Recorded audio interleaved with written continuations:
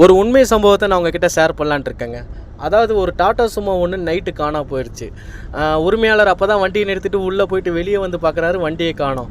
உடனே பதறி அடிச்சுட்டு பக்கத்தில் உள்ள போலீஸ் ஸ்டேஷனில் போய் கம்ப்ளைண்ட் கொடுக்குறாரு. கம்ப்ளைண்ட்டை வாங்கின போலீஸார் நடவடிக்கை எடுக்கிறாங்க. எல்லா பக்கமும் இருக்கிற சிசிடிவி கேமரா ஃபுல்லாக ஆராய்ச்சி பண்ணி பார்க்குறாங்க. வண்டி போகிற தடையும் இருக்குது, ஆனால் வண்டி எங்கே இருக்குன்னு தாங்க தெரியல. ஸோ அன்றைக்கி ஃபுல்லாக தேடி பார்த்துட்டாங்க, வண்டி கிடைக்கல. மறுநாள் காலையில் எல்லா ஸ்டேஷனில் இருக்கும்போது ஓனருக்கு ஒரு ஃபோன் வருது. சார், உங்களோட வண்டியில் வந்து லைட் எரிஞ்சிட்ருக்கு, வந்து ஆஃப் பண்ணிடுங்க அப்படின்னு சொல்லி. சார், எங்கேருந்து பேசுகிறீங்க நீங்கள் அப்படின்னு கேட்கும்போது, சார் நான் இந்த மாதிரி திருவண்ணாமலை பெட்ரோல் பங்க்லேருந்து தான் சார் பேசுகிறேன். அங்கே தான் வண்டியை பார்க்கிங் பண்ணிவிட்டு போனாங்க.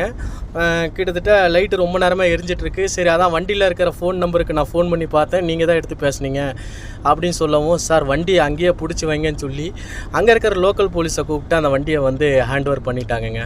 ஸோ நம்ம வண்டியில் வந்து நம்பர் எழுதி வைக்கிறது ரொம்ப ரொம்ப நல்லது, ஃபோன் நம்பர்.